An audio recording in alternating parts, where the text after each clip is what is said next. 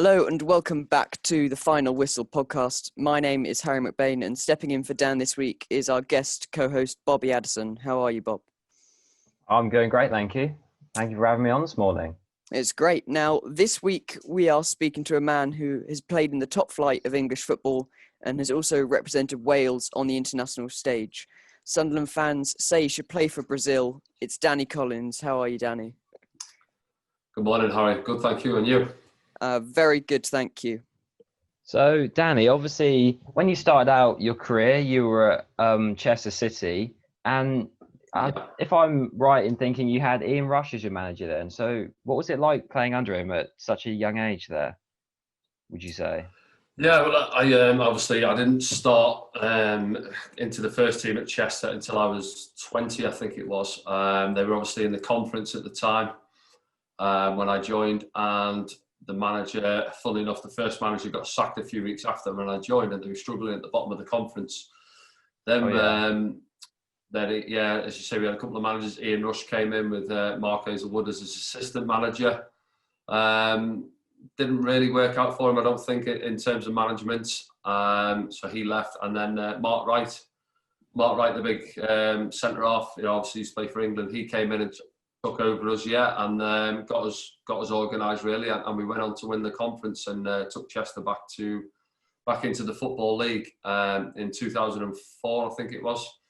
So so it was a good time, and he took me really from I was playing as midfielder really when I joined Chester, so centre midfield, and just in training really, he pushed me back to centre half, had a look at me there, and obviously liked me at centre half, and that was there. That was me really at centre half, sort of left back, because he liked the back three at times. So I obviously being left footed, I played on the left of the three at the back. So it was good. Yeah, so it sounds like obviously you had quite a sort of interesting start to your career, moving from like midfield down to a defensive role. And then obviously out of all the managers you've had, since obviously you played under quite a lot of managers and you've been like experienced, who would you say did you have anyone that was sort of like a role model to you, or did you sort of look up to anyone who sort of influenced you quite a lot when you were playing? Yeah, I mean, I've probably had 20 plus managers in my time, and you get all different characters. Some you get on with, some you don't really take to. I'd say Mick McCarthy obviously signed me at Sunderland just after I left Chester in October 2004. I came up to Sunderland, and I like Mick. I like everything about him. I think he's honest. His man management skills are good. He can have a tear up in the changing rooms when he needs to get into the lads. So he sort of ticks a lot of the boxes really, and he obviously gave me a chance to go from Chester, who at the time were obviously playing in League Two. Yeah. When I joined Sunderland, we were fourth in the Championship when I came up to Sunderland. So he took a few lads similar to myself, Liam Lawrence, who was at Mansfield, Dean Whitehead at Oxford, and give us our chances to come up and play at the high level, and for a club the size of Sunderland. So I'll always respect Mick for that and thank him for giving me a chance to come and play at a higher stage. And obviously I had Roy as well, Roy Keane. The season we won the Championship for Sunderland as well. Again, a fiery character, as everyone knows, but someone I got on well with off the pitch as well. So I've had a lot of good characters. Gary Speed with Wales. He took over Wales from just after John Toshak and took Wales forward. I think we were struggling at the time, sort of 100 plus in the world, and then Gary came in, took over, and just changed everything really. The standards in training went up. The standards just around the camp really, everything was done proper, professional about it, and it just went on from there. Unfortunately, we know what happened with Gary, and then Chris Coleman's took Wales on from there really, and he's done a great job as a country. Yeah, I think it's definitely like amazing how far they've come, especially in was it the 2016 Euros? They got into the semi-final. Yeah, that's it. Yeah, semi-final. Yeah, semi-final we got to. Yeah. I mean, even as a England supporter, that was brilliant seeing Wales go all the way. I mean, it was like really nice to see the home nation doing so well. In your group, I think Iceland was that when Iceland knocked you out in the quarters, did they? Was that right? I think obviously we got to the semis. I'm not sure, but yeah. So. It was. Don't remind me of that day. Football and it happens, doesn't it? That was a bad day. Yeah, I mean, I'm an Arsenal fan, so I'm used to quite a lot of disappointment. Now, your longest spell at a club was at Sunderland. What made you stay at the club for 5 years? I was enjoying it up there. I say come up 5 years. They were in the Championship. I had two promotions, won the Championship twice to get back up to the Premier League. Just enjoyed the football and got used to knowing what it's about to play football up here. It was a big expectation in the North East. They live and breathe for the football. Monday to Friday, you go out around the city centres of Newcastle, Sunderland.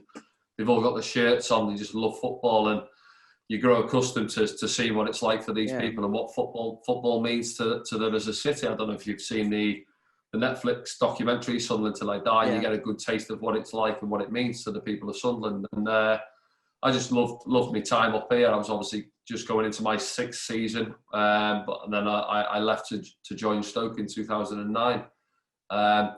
My wife's from the North East. I met her not long after I came up here, so obviously I'm back living up in the North East now, and I enjoy it, and I love the place. Great. And also, obviously, in your career, you've represented Wales like multiple times and playing under like lots of different players. You played Ryan Giggs, Gareth Bale. So what was it like when you first got that call up to play in the international team? What was your like feeling? Because you must have been obviously really proud about getting into the team. Yeah, I was in my 2nd season at Sunderland. Obviously, got the call. I think Mick called me and said, "Oh, John Toshak's been on asking about you getting into the squads." And then I went down, and I think I was obviously 24 at the time, but still fairly young in terms of where I'd obviously played. So I've come through the lower leagues to get to Sunderland, and then, as you say, to go and join up with the squads, and then you see, people like Ryan Giggs, who I've obviously been, he's a little bit older than me, although I'm 38 now. Ryan's still a bit older than me, so I'm used to watching him week in, week out. Tearing players up on the left wing for Man United, and to go down there, some big experienced players. We're in my first squad. John Hartson was still in there. Robbie Savage was in there, so there was a lot of characters in there. Vocal characters. Craig Bellamy, obviously. So it was, you go into the squad for the first time. You are quite, it's like your first day at school, I suppose, joining the classroom, and you're quite, not nervous a bit about it, but once you get out on the training pitch and you get to know the lads and everyone's chatting at dinner time, it's fine. You have to try and get that club mentality level, I think, at international level.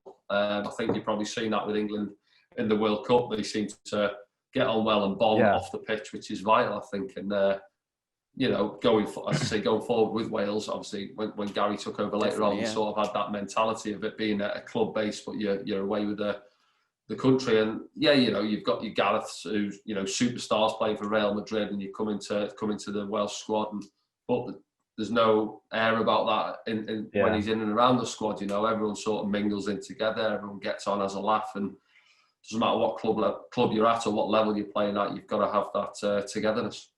Now, you mentioned before that you've won the Championship twice, 2005 and 2007. What did it mean to you to win this trophy and to win it twice?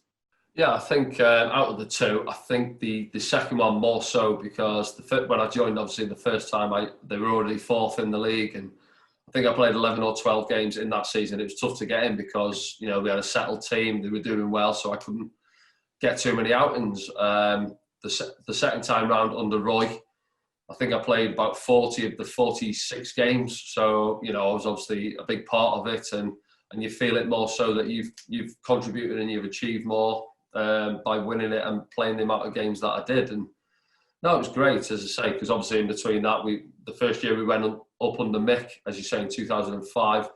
Then we came back down from the Premier League straight away, and then obviously to bounce back the following year again was a good achievement, because it's a tough place to play in the North East when things are going well. 49,000 in the Stadium of Light, it's a great place to play and to get behind you. But on the flip side of that, when things aren't going too well, so that Premier League season we didn't have a lot of victories, and teams were coming up here, and when you go a goal down, you can hear the groans in the stadium, and you have to have a strong character and a thick skin to go and play in that stadium. And I think a lot of lads over the years, I've played with a lot of lads up there, can go into their shells. I mean, I still go and watch the games at the minute, and I've been, living not far away, and seeing them in League One, still getting 30,000 in League One. And it's tough for some of these boys. There's massive expectation for the club to go back up. You know, we can't stay in League One forever. Yeah. We've got to get back up to the Championship. And when results aren't going, massive expectation on the players, and one or two do go into their shells and go missing in games. So you know, it's a good place to play. You've got to have that thick skin. Now, you've played in the Premier League with Sunderland and Stoke. What was it like to play in the top flight of English football? It's a good experience. I think, so the first season I touched on there, where we obviously, it was a learning curve for a lot of us boys who had come from lower leagues to go up and take that step up into the Premier League. And it was if you like, a bit of an eye-opener for us, a learning experience. And for me, it's a different level in terms of when I've played at all the levels and you're playing your League Twos and stuff, and it's different football for me. You go to the likes of your Man Cities and your Chelseas, and as a centre-half in League Two, you're probably heading 30, 40 balls in a game, whereas you're going up to the top, against the top sides, and it's all quick in and around your feet stuff around the edge of the box, and you probably head 3 or 4 balls on a Saturday. So it's different football in a way, and just a good learning experience. You're coming up, you want to test yourself against the best, and you're coming up against, Thierry Henry's, Van Persie's, Ronaldo, these sort of boys. It's what you want to do. You look forward to going out there to do it on a Saturday, and yes, results might not come off for you, but at the end of the day, you've got to the top, and you're testing yourself against these lads. Well, as you said there was the difference in heading and more skills in the Premier League. And we all know there's a big quality difference between the Championship and the Premier League. Just how big as a player is that difference?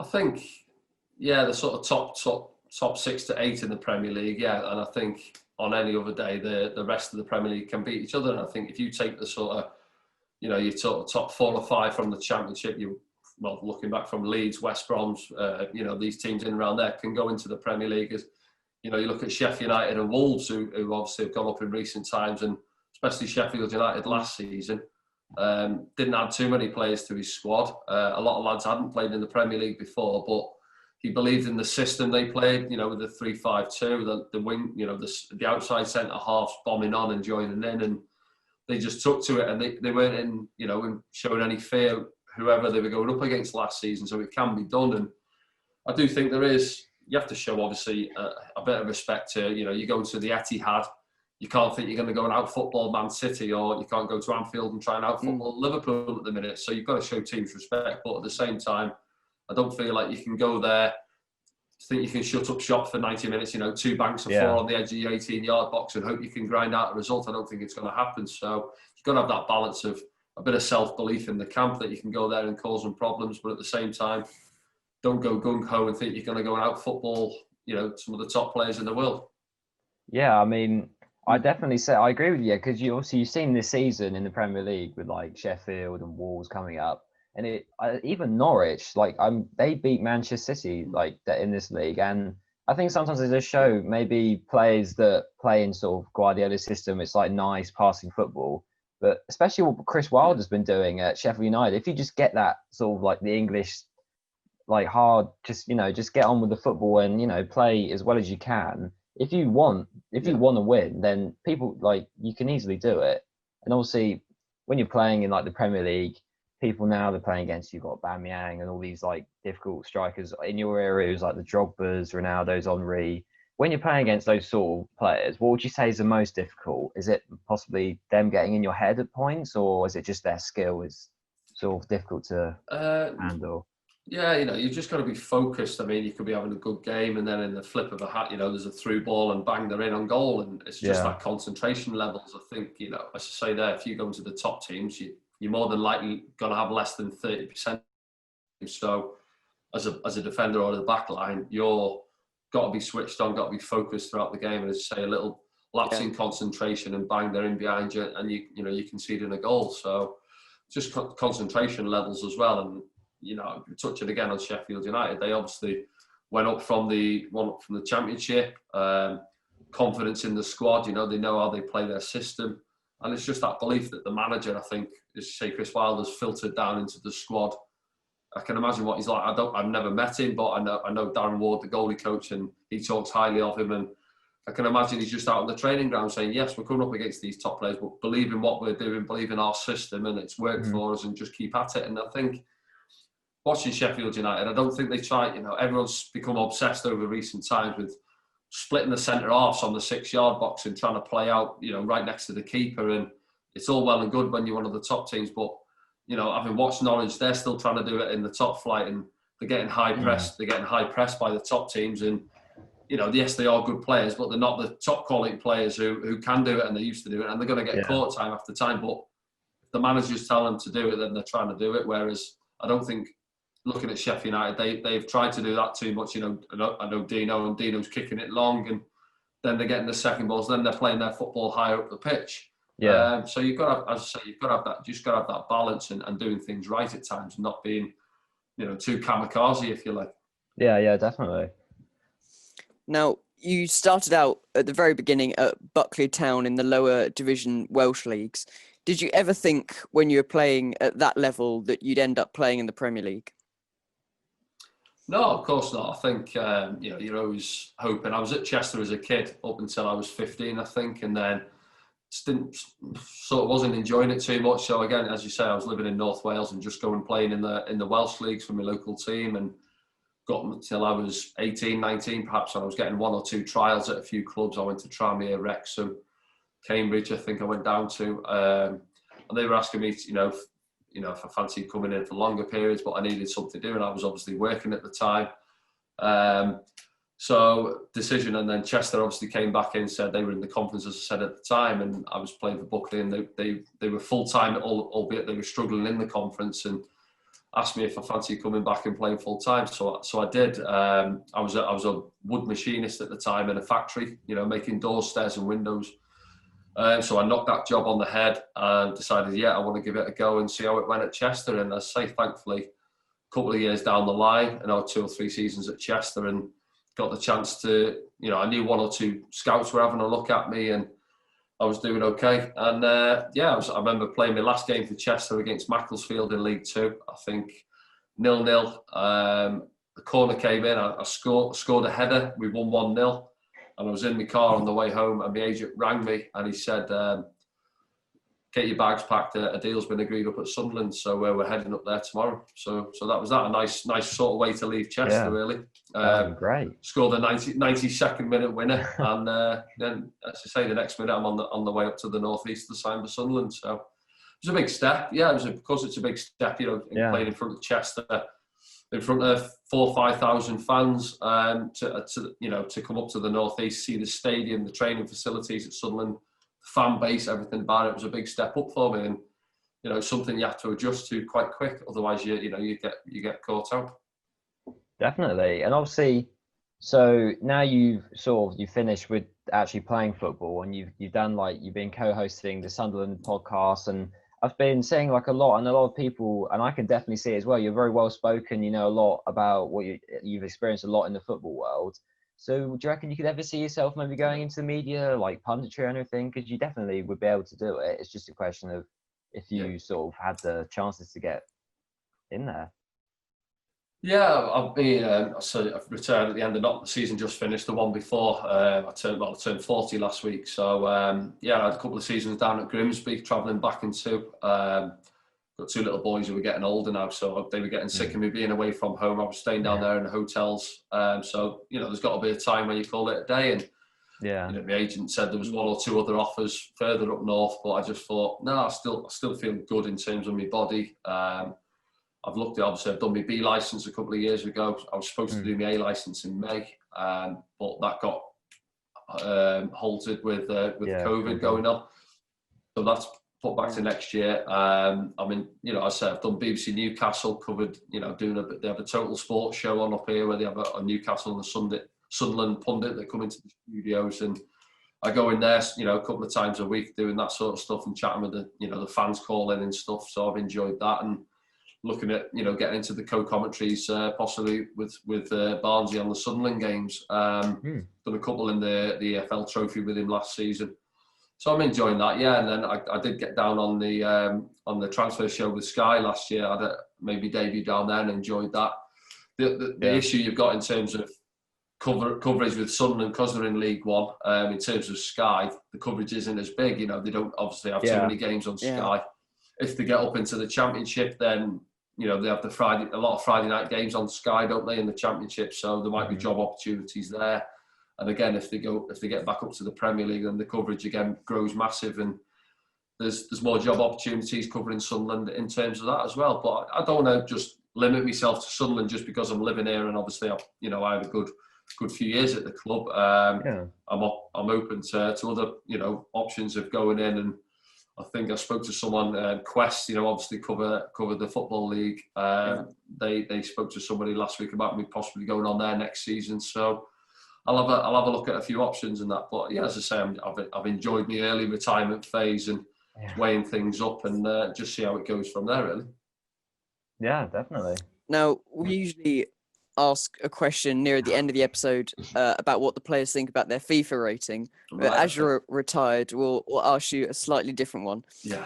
Throughout your playing career, did you ever check up on what your FIFA rating was, or were you not into gaming that much? No, I did like gaming, but I was more of a Call of Duty man. When I joined Stoke, actually, funny enough, the lads were all into the Call of Duty. The Modern Warfare had sort of just started up, I think, 2009-10.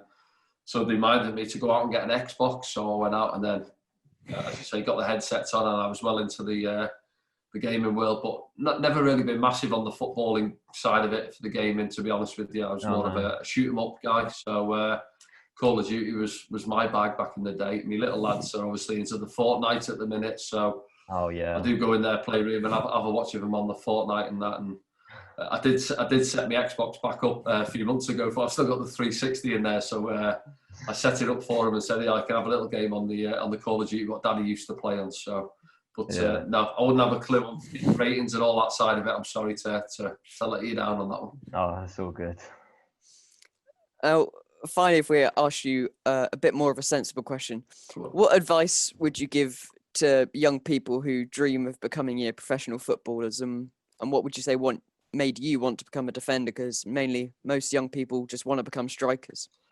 Yeah, I think looking at my path into the game, really, I didn't come into professional football until I was 20, so it was late in terms of that. And I think if you ask most little lads now what they want to do, most of them say they want to be a footballer. So they're obviously not all going to make it. I think you can't force it in a way. Yes, you've got to have a natural ability, and you can have some coaching guidance along the way and see how it develops over the time. Even my two little boys are 5 and 8, and I don't put pressure on them. They play for the local team down the road on a Saturday morning. I took them, training Tuesday nights, and I don't put pressure on them. I just go and enjoy it at that age, really, and see how things plan out for them. And you need some luck along the way. The scouts who are out there looking at you and take a chance on you, if you like, in terms of taking you into the professional game, and you see how you go from there. And then it's obviously up to you then to develop and to push yourself and to kick on and to try and look after yourself in the right way. I think